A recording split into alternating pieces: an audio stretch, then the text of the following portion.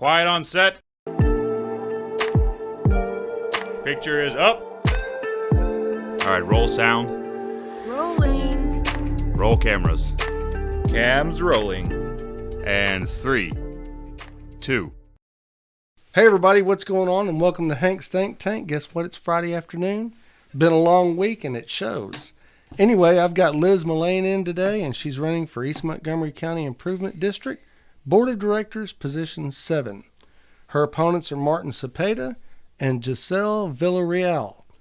Okay, we got a forum coming up for the candidates and it's on April the 19th. We're going to swing the doors open at 6 o'clock and we're going to party hard till about 7.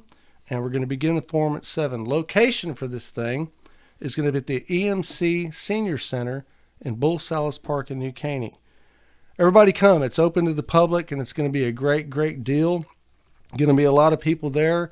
I'm pretty sure 100% of the candidates are going to be there, and we look forward to finding out what they're made of. It's a meet and greet. So come as you are. You don't need to wear a black tie or anything like that. Just show up and get informed and make a intelligent decision when you go cast your ballot. Miss Mullane, welcome aboard. I appreciate you coming in. I know it was a little difficult to get you here, but we finally got you here. Thank you, Hank. It's time to ask a couple of questions. Sure. How you feeling about the election? I am feeling pretty well. My signs get here today, so I'll be able to start publicly advertising. There you go. That's great. So what made you decide to run for EMCID? Well, as you know, Hank, I worked for the city of Roman Forest for 9 years. And I believe I made a good impact for the city, and I want EMCID has a larger footprint, and I'd like to make a bigger impact in our community. Well, there you go. Okay, what uniquely qualifies you to be an EMCID board member? Do you have all day? I have all day. Let's go. I can't wait to hear this long answer. Well, I had a career before City of Roman Forest. I worked for Continental Airlines for 25 years. Okay. In the HR/payroll community, and we had a $2 billion annual payroll, and so it was quite a task to get all that churned out. Did you say $2 billion? $2 billion annually. Yes. Good Lord, that's a lot of money. That's a lot of money. Yeah. It's a lot of money to That's balance. crazy, yeah. And so, yeah, we had around anywhere from 35 to 45 payroll clerks. Mm-hmm. And depending on the economy, we had anywhere from 35,000 to 45, 50,000 employees. So Wow. running payroll So two or HR three was times really a a week. business of its own, I guess. It Well, had to have mainly in been. payroll. I worked with HR quite a bit, Yeah. but mainly in the payroll department. Wow. Yeah, and so some of that experience, my areas of specialty was work rules for all pay groups, including union and non-union employees. Mm-hmm. Writing specifications for systems that interface with the payroll department, such as time and attendance, and all of our benefits, and making sure everything feeds into our payroll system properly to get the employees paid correctly.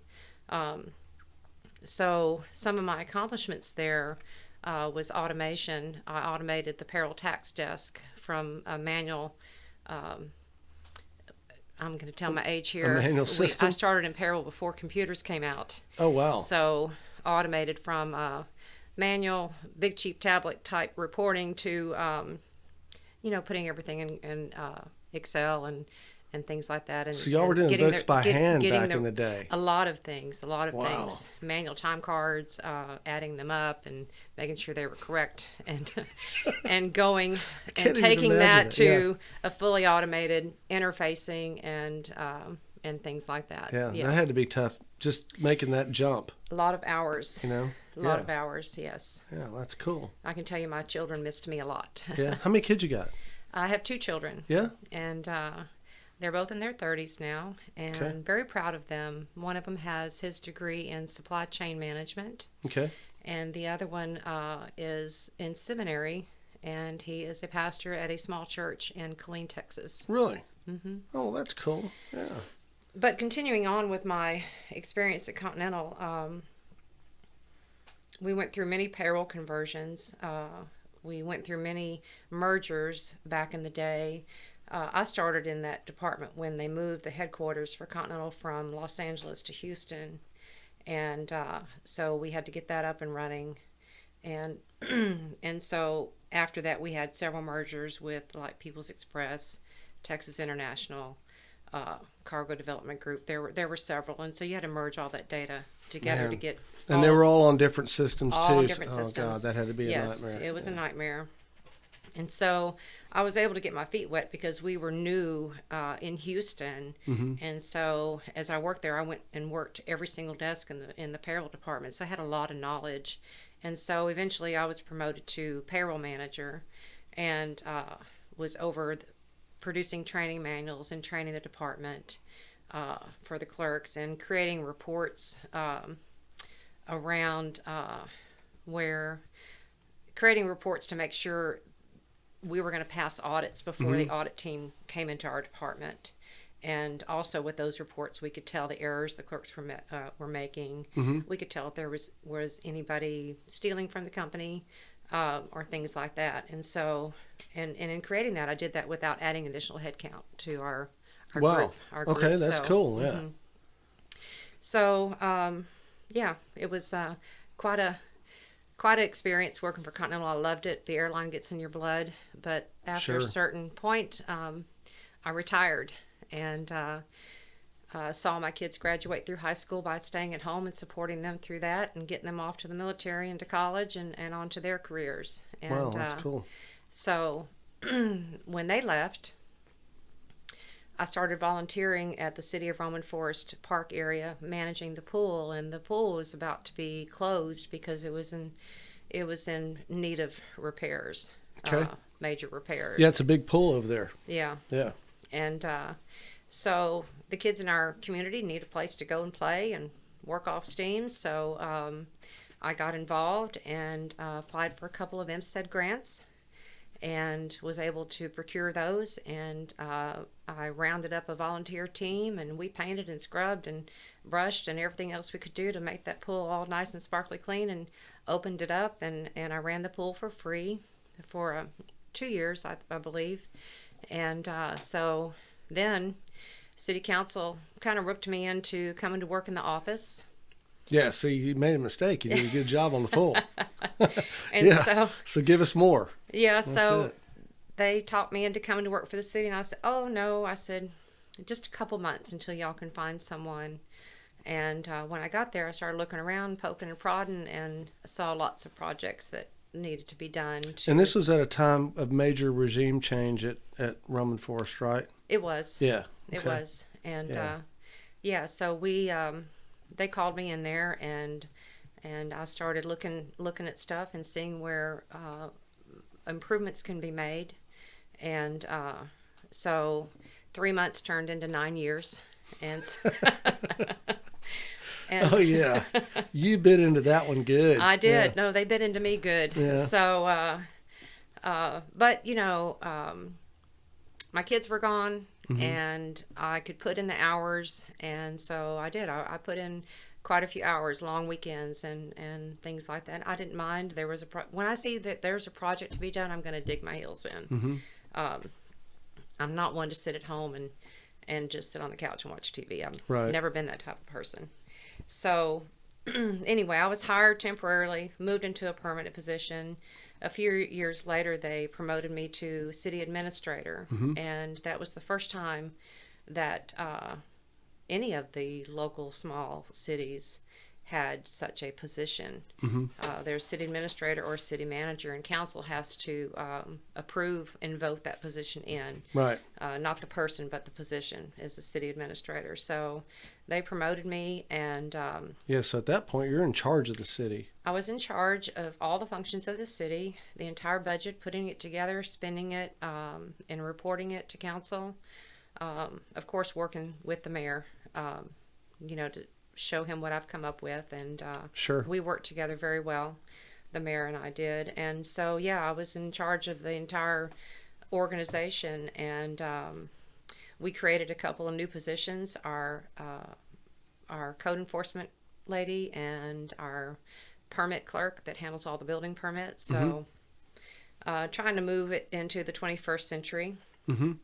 And so I suggested that when I first got there, the court system had no audit trail. So I suggested that they purchase another module for it so they would be able to audit the system when needed be. And Yeah, you had already overseen something like that at Continental, that was so you kind had of it. my Yeah. specialty, yes. Cool. Yeah. And there were no servers. Everyone had all their data on their own PC, and so there was no data sharing. Wow. So you had to walk over to another person and ask for something to see Yeah. it. And, Yeah, kind of antiquated. And so I convinced council to buy a couple servers and started sharing data and started scanning everything. There were, I'm going to say, there were probably about 60 boxes in the attic of papers that from time to time we'd have to go up there and go through that stuff. Just for open archive records stuff. request or go look for something. And so we got Wow. all that scanned in, moved forward. We organized it all on the server. And so now if somebody comes in the office and they ask for something, we can either just pull it up and email it to them or print it right there and give it to them. So, or share data. Yeah, that's great. You don't have to go ask somebody for something. You can look on the server. It's right there. Yeah. Yeah, and historical data is really invaluable It's sometimes. very important. And Right. for cities, a lot of that stuff you have to keep for eternity. So, Oh, I bet. Yeah. And so the city of Roman Forest also grew in the time that you were there as well too. You want to talk about that a little bit? it did. We were able to, I worked with the attorney to be able to annex Section 4 of the subdivision of Roman Forest. And that grew our city around 60%, I believe, as far as land size. That's big, yeah. And it was undeveloped. There were only 3 or 4 homes out there. And so after that happened, we started working with a developer, and I was on the ground floor and worked through with our attorney negotiating contracts with the developer and the PUD in that area to bring the development to fruition and bring those contracts to council for approval. And so now we have, a few hundred, well, I'd say 300 or 400 homes going in. Yeah. So that's great. and another one of my great accomplishments, I think, is I've had 9 unmodified audits for the city where we have, I know what an audit is, but what's an unmodified audit?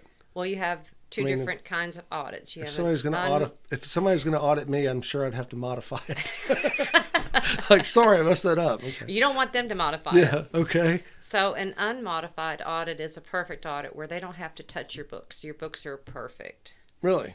A modified audit is where they'll find something wrong and they have to come in and correct items in your books. Okay.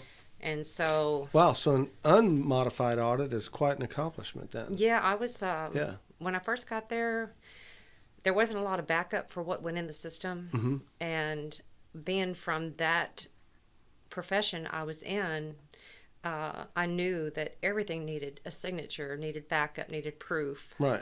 And so I created forms for, if Chief wanted to give one of his officers a raise, Okay.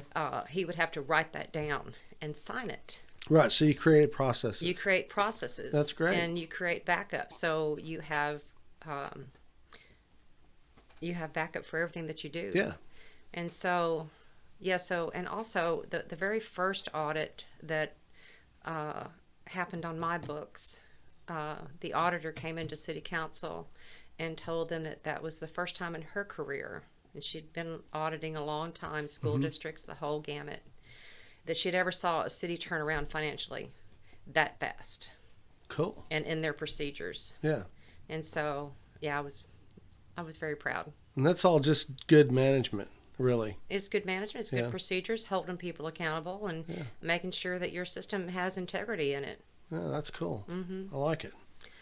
All right. Also, I did want to mention too that I was able to procure several FEMA grants worth around $2 million to help the city pay for roads in our city. That saved taxpayers dollars. After the floods that we had, Right. we went to FEMA, and without those audits, we would not have been able to get FEMA grants. Yeah, because it's a lot easier when you got a clean audit. I know that for sure. Yeah, well, if you didn't have any audit, you're not getting anything. Right. So, without those audits, we couldn't have received that money. So, received around $2 million for the roads that save the taxpayers, and also have done several other grants. Some have been turned down, some have been awarded through EMCID and the Texas Parks and Wildlife people to help our parks out. Yeah, but at least you've got a really good grasp on how to handle grants then. Oh, yeah. Because that's a big thing at EMCID, Yeah. so that's good.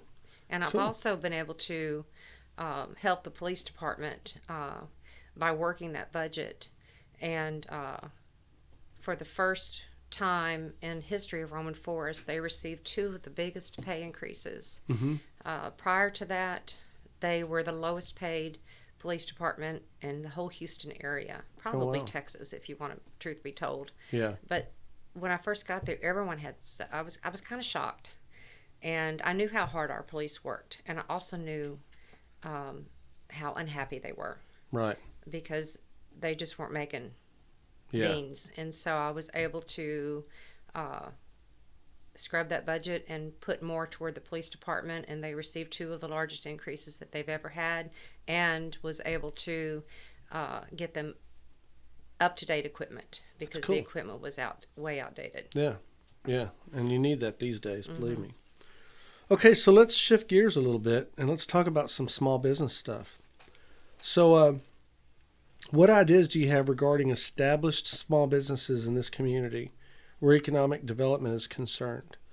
I know there's going to be a learning curve if you get elected and such, but just going in, do you have any program ideas for small businesses that you're considering?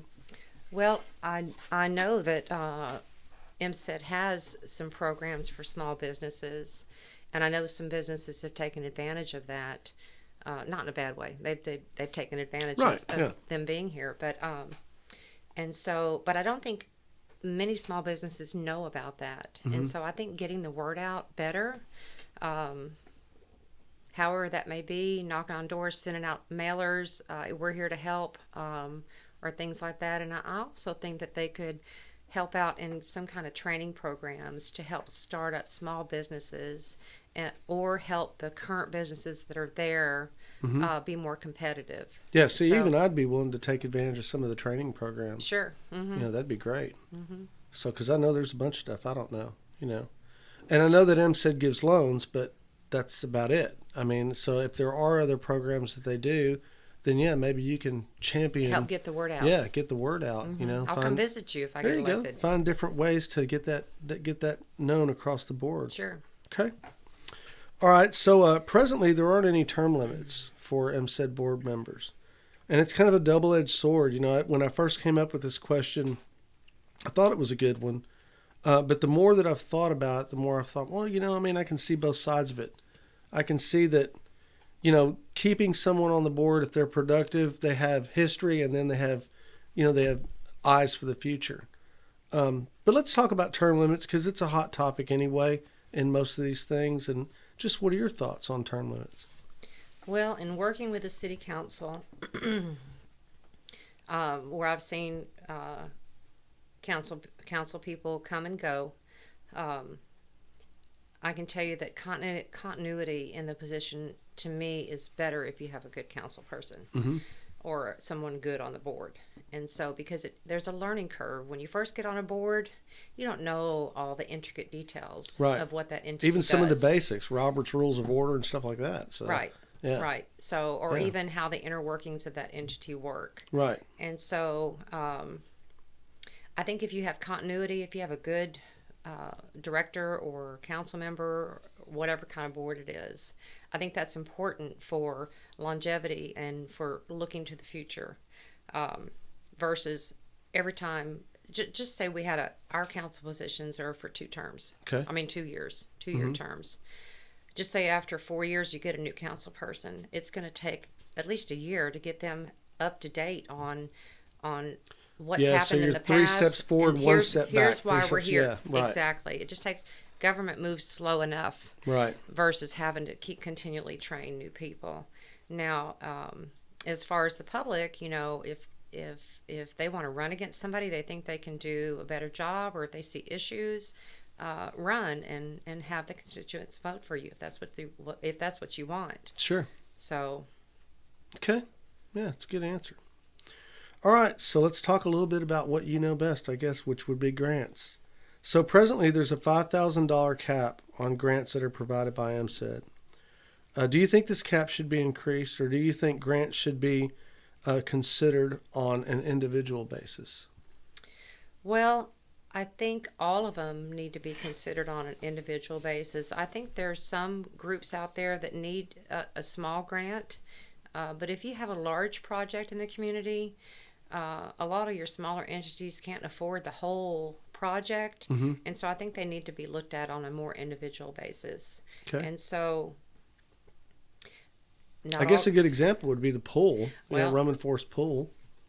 Because that was probably a big grant, wasn't it? Well, the first one, I believe, was around $30,000. Yeah. And then got another one for, I think, around $7,000 to put in an ADA pool lift for the handicapped people to be able to get in the pool. So, yeah, they helped on those type projects. Okay. And so I think it depends on the area, if they've been underserved and they have an entity that can look after the project after it's completed. Right. Because you don't want MCED to put all these projects in and they don't have a mud district or a city or somebody in, and no one is able to maintain it and pay the bills on it. Yeah, turn into a disaster. So, but I think there's a little bit of work that can be done on the grant program. I'm very much appreciated for what MCED has done for the city. And they've done, our police department's done grants, the parks department's done grants, and, but I think there could be a little more on an individual basis. Okay. And maybe we can talk about reworking and how does that look? Right. Yeah, I guess they could look at it more on benefit too. If something Benefit really for benefits the entire community. Yeah, if it benefits the community, then throw a couple more bucks at Sure. it. Yeah, that makes sense. Okay. So, you've claimed that MCID's doing a great job, but do you see any areas where they could make a more positive impact? As I mentioned before, I think there are some underserved areas in our county, and they may have a POA or I don't know. They're going to need someone to be able to take care of whatever is put in. But I think they can. There's kids that don't like or don't play baseball or football, or they don't raise animals for FFA or go to the rodeo. They need some activities, and so just some ideas of mine. Maybe a skate park, maybe a nature trail, walking trails, and children's museum. I recently took my granddaughter to the Woodlands Children's Museum. It's smaller than the one in Houston, but we got to go all the way over to the Woodlands. Yeah, it's still for a that good type skip of away from activity, here. or go downtown Houston. I think that would be great. And I also think that our students should graduate in their own hometown. I mean, we have 4 high schools here? Yeah, and I think we're building a couple more, if I'm not mistaken. And that mistaken. doesn't count Splendora. Yeah. Maybe there's 5 high schools. Yeah, I believe so. It's been a while since I've had kids in school. It's been a while since I've been in school. They should graduate in their hometown. So maybe an event center that would hold the parents and friends of those who want to see their family member graduate school, and that that can be used for other events as well. So some type of indoor facility for that, huh? Yeah, I mean, they could go out and graduate at the new football stadium. But they're going to get wet if it rains, or you're going to have to reschedule, and maybe your family can't come back into town to see you graduate. So, and then if it's during the summer, it'd be hot as hell anyway. Hot, yes. Wow. So, yeah, that's a pretty good idea. I didn't even know that was an issue here, so I thought maybe we already had something like that. I think we've had to go over to M.O. Campbell Center since I graduated, and I'm not going to tell you what year that was. Wow. Yeah, so that's a good idea. Okay, great. All right, so regarding transparency. Some of MCED's business requires them to maintain a certain level of secrecy, and I don't really want to use the word secrecy, but confidentiality is a great word for that, in order to thwart their competition. And it's an interesting balance. The more I talk to people about this, the more I'm kind of solidifying for myself that it's an interesting balance, because you don't really want to let a company that you're courting off the hook or send them off somewhere else. So you've got to maintain that confidentiality. But at the same time, you've got to be transparent with the community on what's going on. So what are your thoughts on managing that type of thing? Well, I think in any business that you're running or entity that you're running, you need confidentiality when you're dealing with contracts. We had that at Continental. We had that at the city until those ideas come to fruition. And if you don't have that comfort that you have a confidential board that can keep things confidential, I mean, you lose trust with the people you're dealing with. You make enemies, and there could be financial repercussions. So I think confidentiality is very important. However, when you do finish a project, of course, if you're bringing in a new business, let them promote their new business first. Let them do all their rah-rah, and then come behind them and let your constituents know what you've done, that you were a part of that, bringing them in. And I think that they do a good job. I mean, they're on Facebook, and I know a lot of people don't do Facebook. A lot of people like something in their hand to read, like the newspaper, but they also send out a newsletter. And so, right, the Insider, the Insider. And so I think, that newsletter goes out to everyone in their area, so in the EMCID area. And so take the time to read that. There's a lot of good information of what they've accomplished. And their website, I think that's more built to attract the businesses instead of appeasing someone that just wants to go along and click on their website and see the bells and whistles or a pop-up or a video from the president or whatever. That's more designed to attract the businesses, what kind of development they can help bring in. So, I think they do a good job. Maybe there are some improvements. Maybe they can do every other month instead of a quarterly newsletter to get more out there. I know it's expensive. I've heard around $40,000 for just one issue. It's got to be high for printing because it's all, 3-color. It's nice. Yeah, it's a nice newsletter. I mean, if you're not on Facebook, read the newsletter. And they can't tell you what's in the pike because they're still negotiating. Right. And those people will just walk. So... Okay. And pick up the phone and call EMCID. There's nothing wrong with the phone call. I was looking over their, when I decided to run for the position, I was looking over their budget. I had some budget questions. I've picked up the phone and called and got the answers. So they're not going to shy away from questions. So pick up the phone call. Okay, fantastic. Well, I'm a voter, and it's May 7th. It's voting day. And I didn't early vote because I'm lazy. But I still haven't made a decision on position 7 yet. What would you say to that individual to get them to vote for Liz Mullane? Well, I've been in East Montgomery County for over 50 years. I told you I wasn't going to tell you how old I was. I'm not. We're figuring it out, though. I got guys doing the math right now. I've raised 2 successful adults. One of them went to the military, came home, went to college. He has a degree in supply chain management. And the other one is... in the seminary and is pastoring a local church in Killeen. I mentioned that. Okay. And so I think that stands out that I've raised 2 prominent kids. Sure. Absolutely. Especially boys.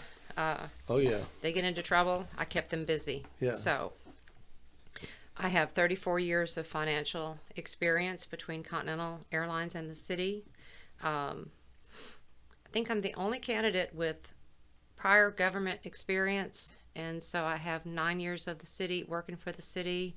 I know the ins and outs of the city. I know EMCID is a little bit different government entity than the city, but all in all, it probably works about the same. So I would think so, yeah. So I think I'm the only one that has local government experience. I've worked with EMCID on grant projects and attended their meetings. And I know... quite a few of the board members, and I know quite a few of the employees that work there. And so, I just want to bring my experience to the board and help them make a great impact. Cool. All right. Now, how can the average voter learn more about Liz Mullane if they don't already know you? Okay, I have a website, lizmullane.com. You can go there and check it out. My Facebook page is Liz Mullane for EMCID Position 7. Okay. Or you can call or text me. My phone number is 281-608-2356. Cool. Well, Liz, I appreciate you coming in. Thank you, and Hank. this concludes all of the candidates for position 7. So appreciate you coming in. It was a good discussion. And Thank you. there you have it, guys. Liz Mullane, she's definitely running and running hard. So go to her website, check it out. Go to the Facebook page, give her a call, find out what you need to find out. And more importantly, if you want to meet her face-to-face, come to the forum. April 19th, EMC Senior Center. Doors open at 6, and we look forward to having everybody there. I'm Hank Vatt. This is Hank's Think Tank, and we're out.